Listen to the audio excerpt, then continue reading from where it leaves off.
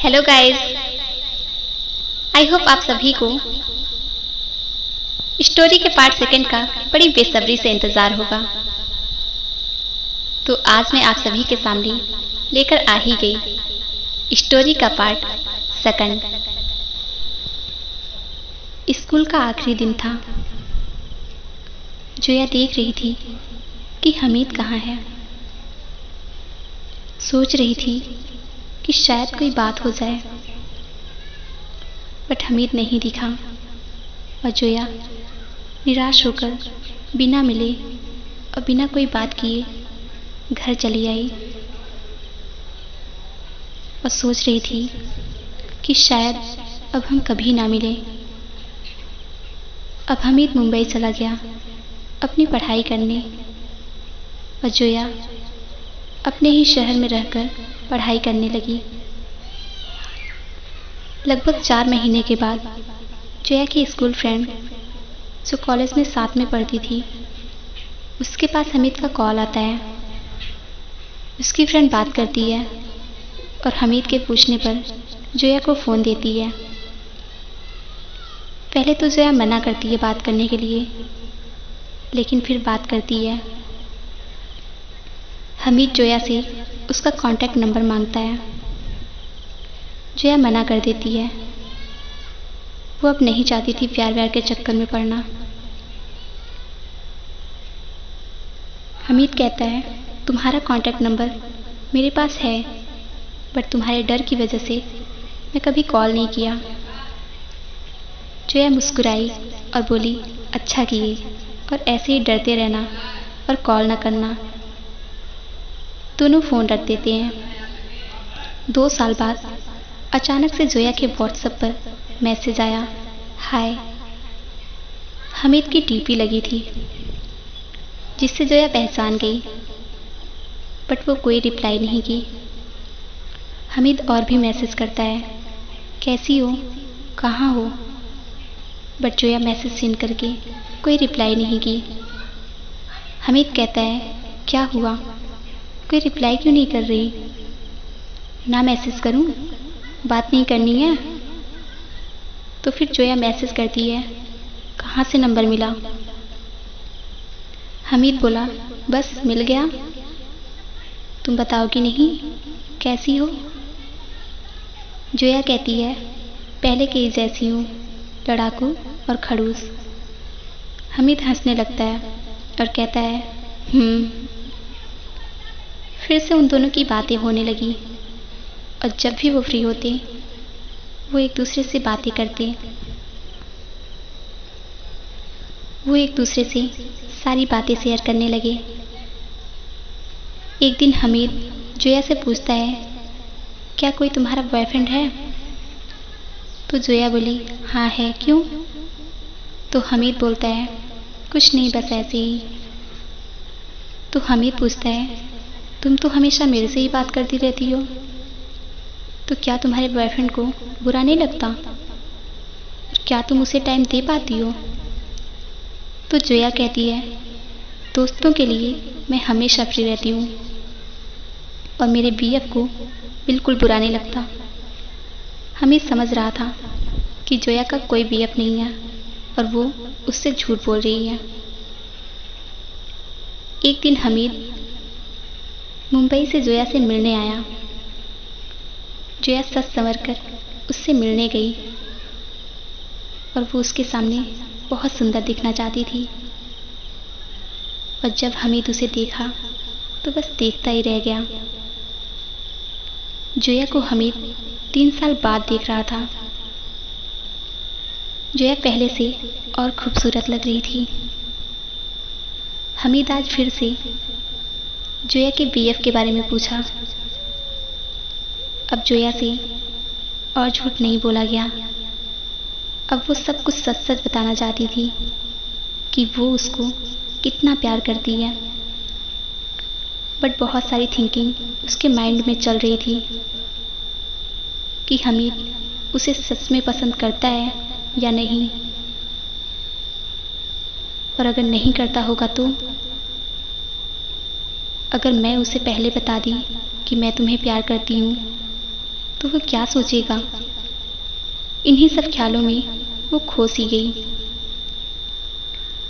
तभी हमीद उसके सामने चुटकी बजाकर उसको थिंकिंग से बाहर लाता है और पूछता है, बताओ तुम्हारा बीएफ कैसा है, कहाँ रहता है, बुलाओ मैं भी मिलूं। तो जोया ने कहा कि मेरा कोई बीएफ नहीं है, आई एम सिंगल। हमीद हंसते हुए बोलता है, तो फिर मेरे से झूठ क्यों बोली थी। जोया शांत रहती है और कुछ नहीं बोलती।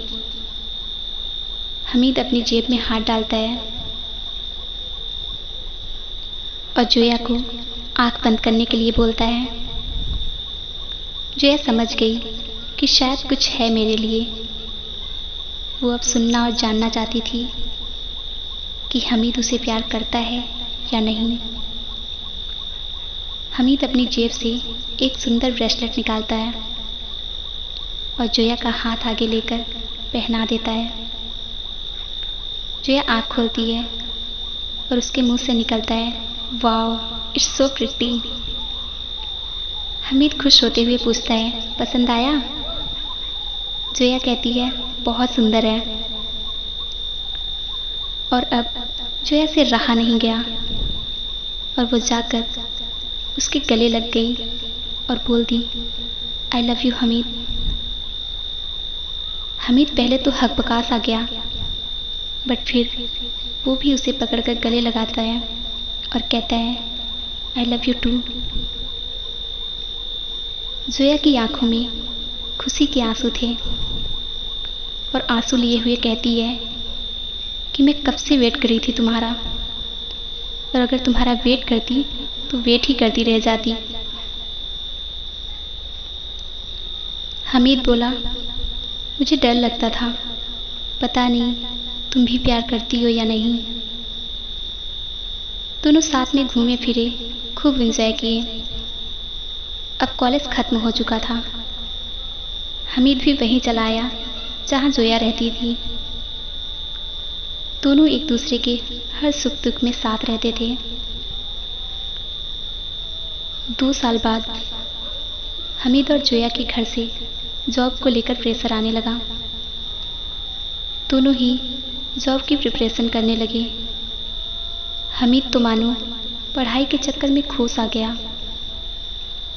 अब वो केवल पढ़ता था और जोया से धीरे धीरे कम बातें करने लगा। हमीद अपनी प्रॉब्लम बस अपने तक रखता था।